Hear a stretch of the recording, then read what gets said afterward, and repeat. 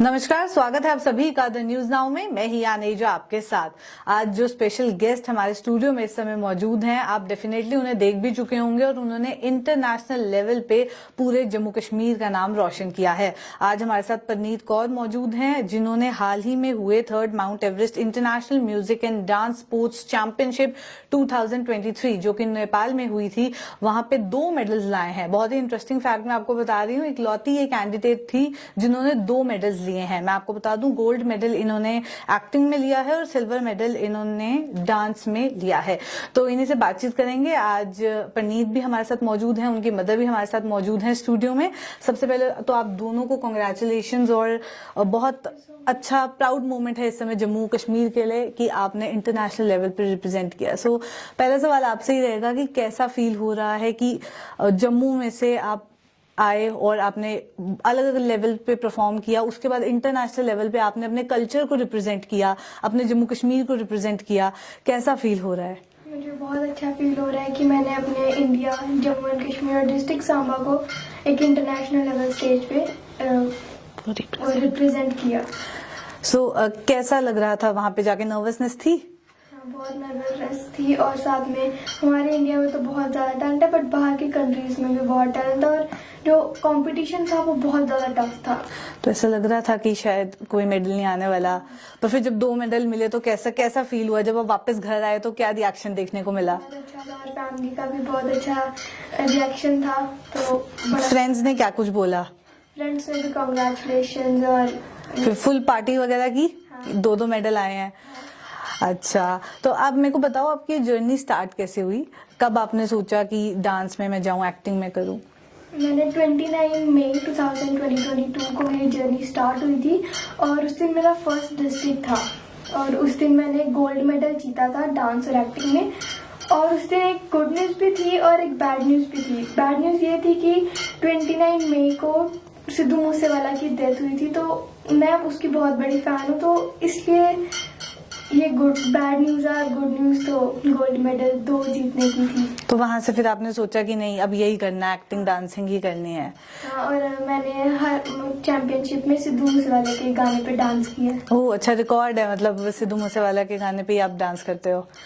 Nice nice. Preneet की mother भी हमारे साथ हैं, तो सबसे पहले तो congratulations definitely. Thank you so much, thank you. इसके बचपन के बारे में बताएंगे, बचपन से इसको डांस और एक्टिंग का शौक वगैरह था या कैसे इंटरेस्ट डेवलप हुआ? सिर्फ सिद्धू मूसेवाला वाले इवेंट से ही या उससे पहले से ही इंटरेस्टेड थी ये? नहीं, उससे पहले बचपन से ही मीन्स जो भी स्कूल में कल्चरल आइटम्स होती थी, जब कॉम्पिटिशन्स होते थे, उसमें अच्छे से भाग लेती थी। तो जो भी सिखाते थे बहुत इंटरेस्ट के साथ सीखती थी। तो जो फर्स्ट इवेंट जो इसका था डिस्ट्रिक्ट लेवल का, जिस दिन सिद्धू मूसेवाला जी का मर्डर हुआ, तो उसी दिन इसने गोल्ड मेडल्स लिए थे। तो अभी हम उस दिन अभी घर भी नहीं पहुंचे थे, तो अभी ये न्यूज हमें मिली थी, तो ये बहुत सैड हो गई थी उस न्यूज को सुनने के बाद। तो फिर मैंने इसको थोड़ा कंसोल किया, संभाला, फिर उसके बाद इसने डिसाइड किया कि नहीं, मैं उनके सॉन्ग पे ही आगे डांस करूंगी।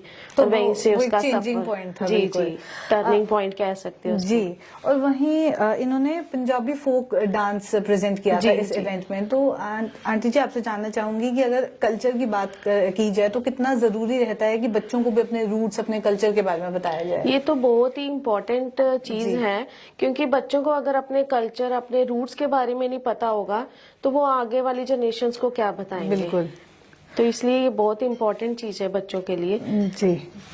अब वहीं परनीत, एक और चीज मैंने आपके बारे में सुनी है कि आपको झांसी की रानी का टाइटल दिया है। ऐसा क्यों और किसने टाइटल दिया आपको? जब मेरी इंटरनेशनल लेवल पर परफॉर्मेंस हो रही थी, तो उसके बाद जजेस ने मेरी परफॉर्मेंस देखने के बाद उन्होंने मुझे एक टैलेंट टाइटल दिया था कि भारत की झांसी की रानी। Okay, nice. तो आपने एक्ट भी वही किया था ना? एक छोटा सा एक्ट अगर आप अभी करके बताओ। 60,000 मोहरे कीमत लगाई है इन अंग्रेजों ने हमारी इस अनमोल झांसी की। वो चाहते हैं कि हम अपनी झांसी उनके हवाले कर दें। हरगिज नहीं। आपके पिता के जाने के बाद इन अंग्रेजों ने आपको झांसी का वारिस मानने से इनकार कर दिया है।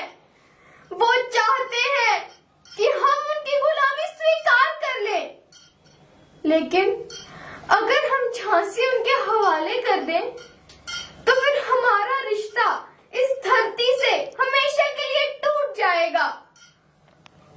आपके पिताजी ने जो झांसी के लिए सपने देखे थे वो सब मिट्टी में मिल जाएंगे।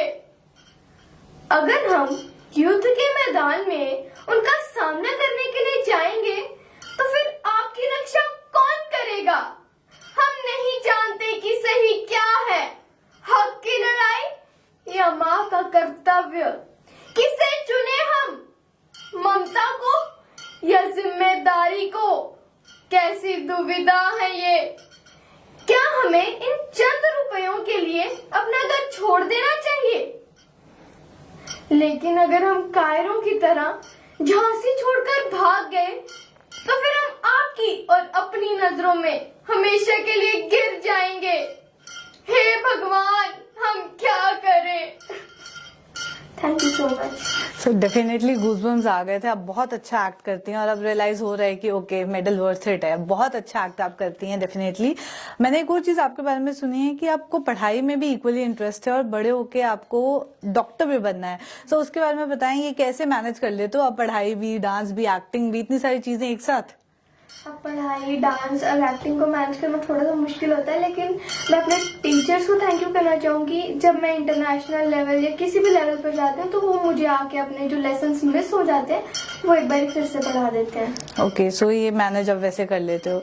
और आपकी मदर ने ये भी बताया था कि आप यूट्यूब से ये सब सीख रहे हो, डांस, एक्टिंग वगैरह, उसके बारे में बताओ थोड़ा। हाँ, मैंने मतलब कोई क्लासेस वगैरह डांस की या एक्टिंग की कोई कुछ नहीं लिया है। मैंने यूट्यूब से या फिर अपने खुद से स्टेप्स बनाकर ही डांस किया है। जी, परनीत की मदर भी उनसे जानना चाहेंगे कि सोशल मीडिया का इस्तेमाल करके, इंटरनेट का इस्तेमाल करके इन्होंने कुछ प्रोडक्टिव ही लाया है, तो कितना जरूरी रहता है? पेरेंट्स की गाइडेंस कितनी इंपॉर्टेंट रहती है कि जब आप इंटरनेट का एक्सेस एक बच्चे को दे रहे हैं तो आप मेक श्योर करें कि वो डाइवर्ट नहीं हो रहा उसका ध्यान। जी, वो तो मीन्स हमें उस पर पूरा नजर रखनी चाहिए। बिल्कुल कि बच्चा यूज करती है बाकी चीजों के लिए भी, लेकिन लिमिटेड टाइम के लिए। तो उसके बाद जो भी जैसे डांस के लिए, एक्टिंग के लिए, तो इसने अपने मामू को ही अपनी इंस्पिरेशन बना के रखा है, एक्टर कमल आसला जी को। तो बाकी रही बात डांस की, तो डांस इसने यूट्यूब और यही सोशल मीडिया की हेल्प से ही स्टेप सीखे और ये लिमिटेड टाइम के लिए, बाकी चीजों के लिए फोन यूज कर दिया, मैक्सिमम तो मैं नहीं करने देती। जी, वेरी नाइस। परनीत, आपसे जानना चाहूंगी, इस टाइम अभी भी जहां 21st सेंचुरी में हम हैं, पर उसके बावजूद भी कई ऐसी फीमेल्स हैं जिन्हें इतना एक्सपोजर नहीं मिल पाता, तो कैसा फील होता है? आप क्या सोचते हो इसके बारे में कि वो भी बच्चे हैं जिन्हें अभी एक्सपोजर नहीं मिल पा रहा एज कम्पेयर टू वो जिनको थोड़ा आगे बढ़ने दिया जा रहा है कंपेरेटिवली, तो उनके लिए आप कुछ कहना चाहोगे?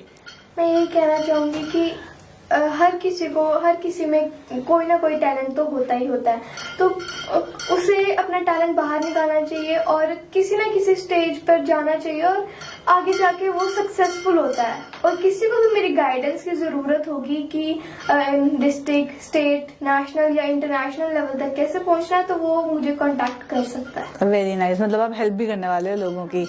मैम, आपका कोई मैसेज हमारे व्यूअर्स के लिए? मेरी बस पेरेंट्स से रिक्वेस्ट ही रहेगी कि अगर उनके बच्चे में अगर कोई टैलेंट है तो उनको सपोर्ट करना चाहिए। उनको मीन्स पढ़ाई के साथ साथ उनकी जो भी हॉबीज, टैलेंट है उसको बढ़ावा दे, ताकि बच्चा हर फील्ड में आगे जा सके, ऑलराउंडर बन सके। बहुत बहुत शुक्रिया हमारे साथ ज्वाइन करने के लिए। Thank you so much. तो ये थी परनीत कौर और उसकी मदर हमारे साथ। ऐसी और कॉन्वर्सेशंस लेके आपके साथ फिर मुलाकात करूंगी। अभी के लिए दीजिए इजाजत, नमस्कार।